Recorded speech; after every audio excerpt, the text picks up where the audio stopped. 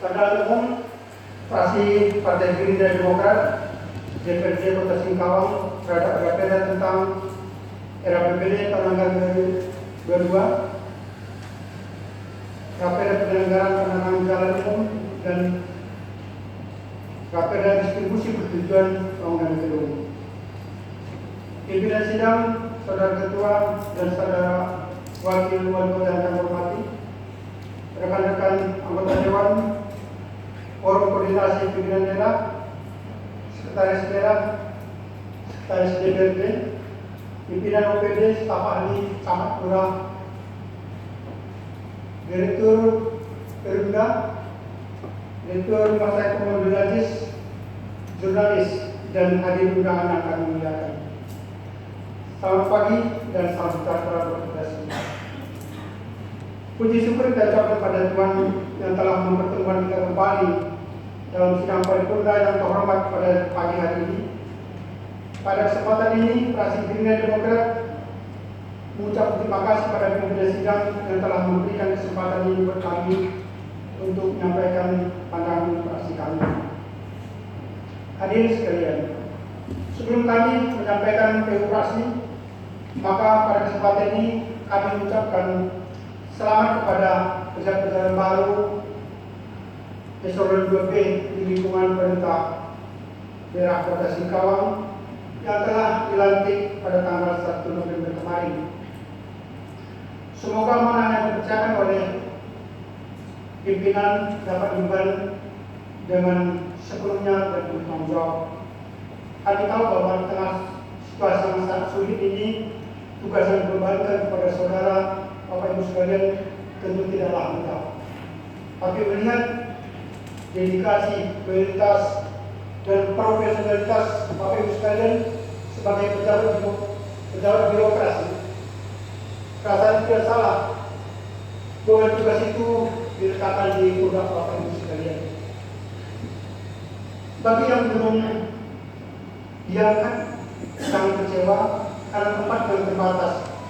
Barangkali saya bisa menjadi jurubicara kembali pada kesempatan ini. Bapak Ibu sekalian, mencermati nota pengantar Saudara Wali Kota terkait RAPBD 2022, perlu kami sampaikan beberapa hal sebagai berikut. Bahwa sesuai dengan arahan Menteri Dalam Negeri melalui Permendagri Nomor 27 Tahun 2001 tentang pedoman penyusunan RAPBD tahun anggaran 2022, ada pasal 5 di mana diamanatkan agar pemerintah daerah harus mengalokasikan anggaran yang memadai untuk mendukung penanganan COVID-19 dan dampak yang mengikutinya. Di antaranya adalah dukungan untuk vaksinasi agar dapat mencakup seluruh warga yang belum divaksin. Terkait dengan amanah tersebut, maka kami minta agar anggaran ini tetap teralokasi secara proporsional di RAPBD 2022 ini. Namun pada kesempatan ini kami ingatkan kepada kita sekalian bahwa sebesar apapun anggaran yang kita alokasikan, jika kesadaran kita belum sepenuhnya terbangun tentang bahaya COVID ini, maka itu semua akan sia-sia. Maka mari kita semua berkontribusi dalam berbagai bentuk untuk mengendalikan penyebaran COVID-19 ini. Kita semua berkewajiban secara moral untuk mengedukasi masyarakat tentang pentingnya prokes, tentang pentingnya vaksin, dan lain-lain yang terkait. Barangkali di antara kita ini juga mungkin masih ada yang belum sepenuhnya keluarga yang mendapat vaksin. Yang bukan karena belum mendapat giliran vaksin, tapi karena pemahaman yang keliru tentang vaksin itu sendiri. Janganlah kita mengalami defisit moral ketika mengedukasi masyarakat ketika bicara tentang COVID. Sebaiknya kita surplus moral dan kita menjadi corong-corong yang baik dalam memberikan mengedukasi masyarakat. Namun pada kesempatan ini kami mensyukuri di mana tingkat sebaran COVID semakin jauh menurun, baik skala nasional maupun skala lokal di Singkawang. Ini sebuah prestasi yang menggembirakan.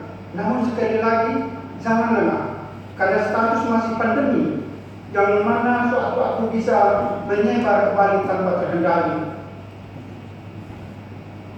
Terkait dengan pendapatan yang dikatakan dalam nota pengantar bahwa kita menganut prognosis positif, kami sependapat.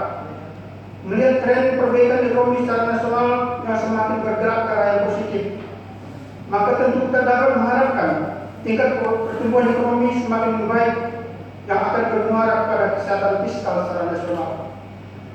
Dengan demikian, target capaian dalam APBD induk ini nanti akan terrealisasi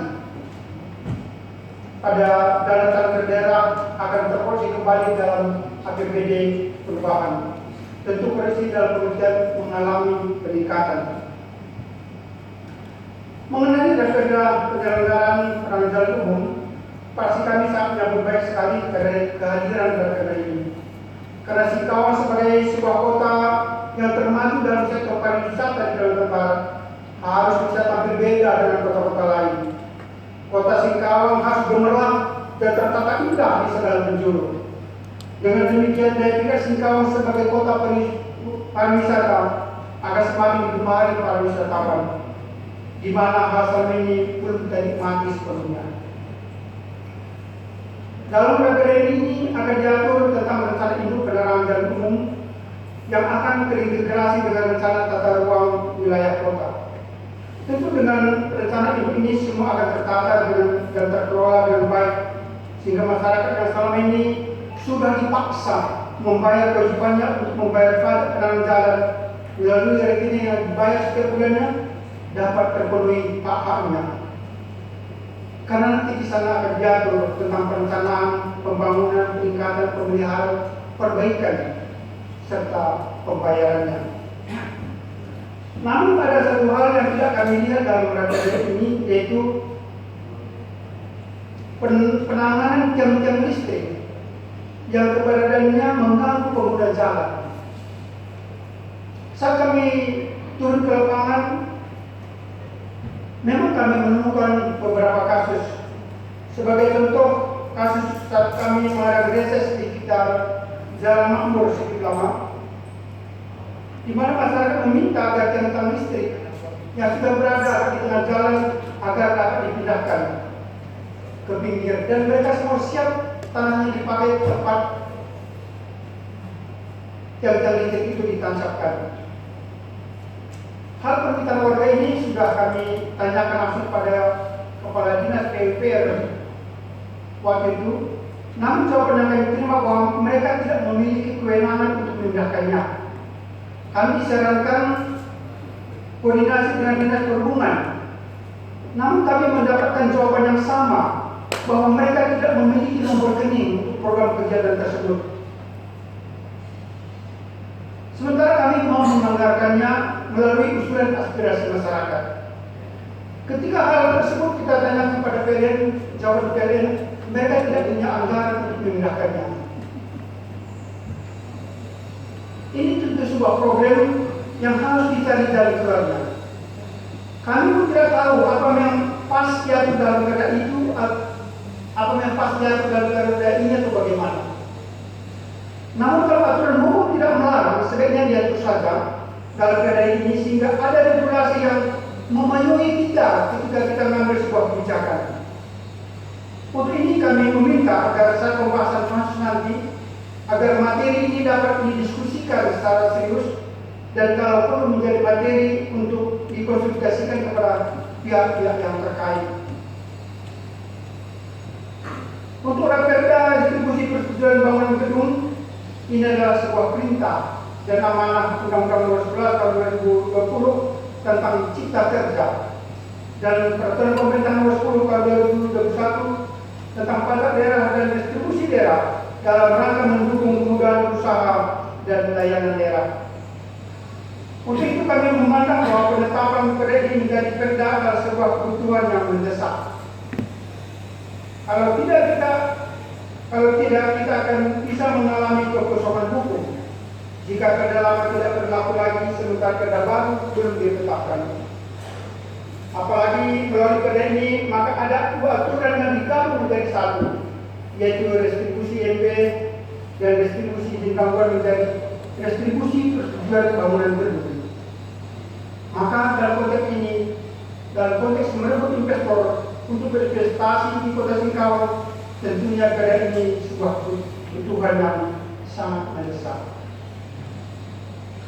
Sebagaimana kita tahu bahwa dalam menerbitkan IMB memerlukan syarat administrasi dan syarat teknis.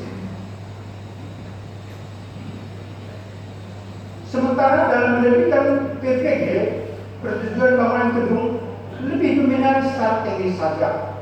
Tentu ini menjadi lebih simpel dan sederhana.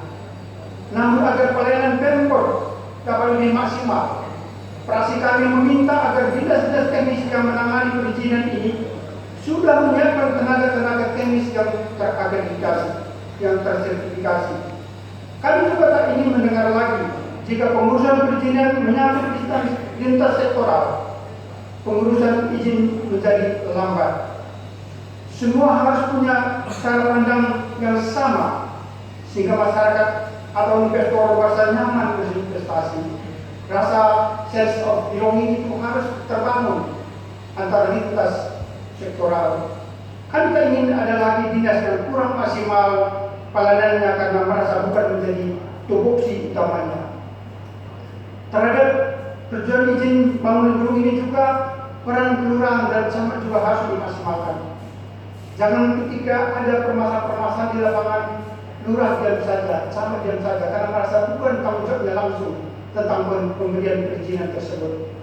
Karena kita lihat betapa banyak bangunan tanpa berizin yang mengganggu sistem drainase. Tentunya kalau berizin pasti sektor drainase-nya akan menjadi pertimbangan. Demikian pandangan kami atas perhatian Bapak Ibu sekalian, kami ucapkan terima kasih. Singkawang 2021 Ketua Anggota Purba, Wakil Ketua Pasangan SPD, Sekretaris Teresia Ponis, Anggota Dido Sancaya Sarjana Hukum.